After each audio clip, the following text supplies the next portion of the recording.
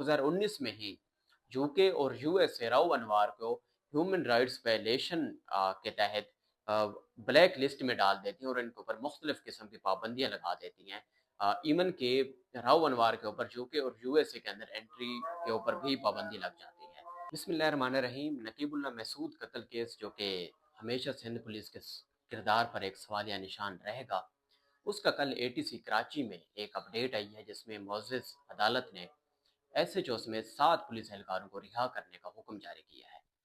Naqibullah Mehsud case भी उमर बाब Chandio case से थोड़ा सा मिलता जुलता है, लेकिन सिर्फ फ़र्क ये है कि यहाँ पे जो कातिल थे वो वडेरी और सरदार थे,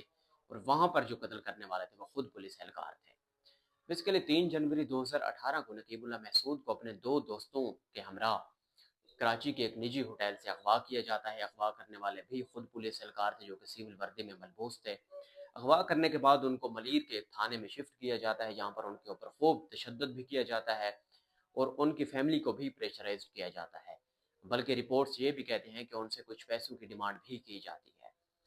उसके बाद कुछ देर के बाद नकीबुल्लाह महसूद के 2 दोस्तों को तो पुलिस एहलकार छोड़ देते हैं, लेकिन नकीबुल्लाह महसूद स्टिल पुलिस की कस्टडी में रहते हैं।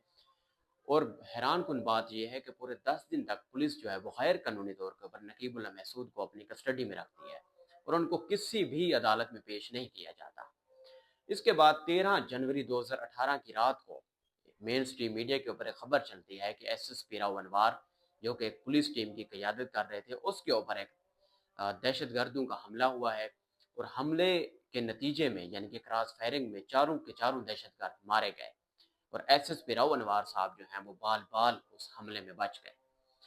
पहले तो जब ये खबर आती है तो राव अनवर को बड़ा बहादुर बनाकर पेश किया जाता है, लेकिन उसके बाद जब इन्वेस्टिगेशन की जाती है तो पता चलता है कि उन 4 अफराद जो मारे गए उनमें नकीबुल्लाह महसूद भी शामिल थे। उसके बाद जेएटी बनती है, मुख्तलिफ इंक्वायरियाँ होती हैं, फिर 2018 में ही सुप्रीम कोर्ट जो है वो इस केस के ऊपर सो मोटो लेती है, उस वक़्त के चीफ जस्टिस साहब।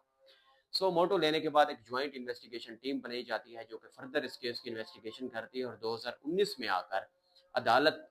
उस जेएटी की रिपोर्ट की रोशनी में नकीबुल्लाह महसूद को बेगुनाह करार डिक्लेयर कर देती है।